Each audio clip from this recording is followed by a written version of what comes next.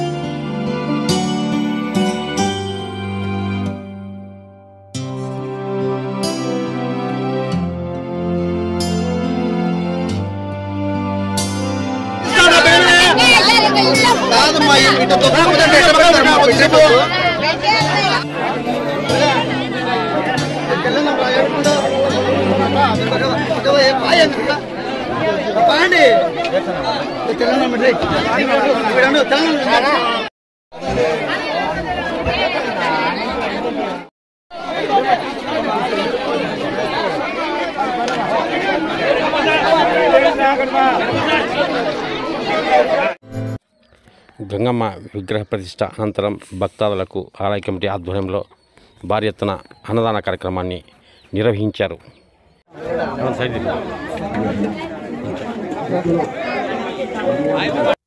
ఈ సందర్భంగా ఆలయ కమిటీ సభ్యులు మీడియాతో మాట్లాడుతూ వారు ఒకరే నిలబడారు. మొత్తం గుడి మొత్తం గొడవైంది. దాదాపు 50 అడుగుల ఎత్తు నీళ్ళు వచ్చాయి. ఇక్కడ పూజారి వాళ్ళ ఫ్యామిలీ కుటుంబం అందరూ గంగలో కలిసిపోయారు. ఆ తర్వాత అమ్మవారు ఒకరు మీకు తోడుగా నేను ఉండాలంటూ అమ్మవారు నిలబడడం జరిగింది. ఆ తర్వాత అమ్మను తెచ్చుకొని ఇక్కడ స్థాపించుకున్నాము.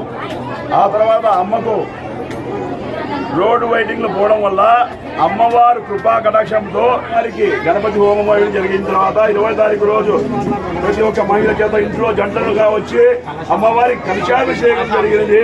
తదనంతరం గ్రామోత్సవంలో చేర్ల వాయిద్యాలతో, మంగళ వాద్యాలతో, కోలాహలంగా అమ్మవారి వేషధారణలతో, అమ్మకు అత్యంత ప్రీతమైన తప్పెట్లతో ఎంతో భక్తులు రంగరంగ వైభవంగా అమ్మను ఊరేగిస్తూ కనుడు పండుగ చేశారు.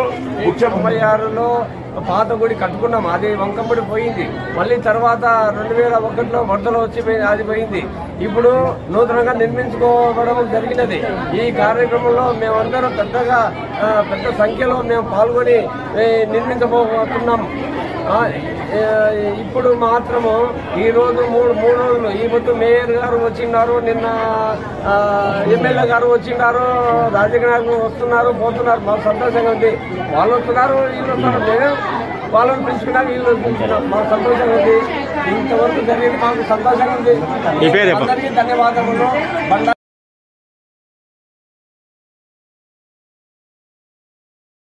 అందరూ దాతలు సహకరించడం వల్ల ఇంత కార్యక్రమాన్ని మేము నిర్వహించాము. 3 రోజులు కూడా మీడియా మిత్రులు వచ్చి మమ్మల్ని బాగా కవర్ చేసి ప్రజల్లోకి వెళ్ళేలా చూశారు.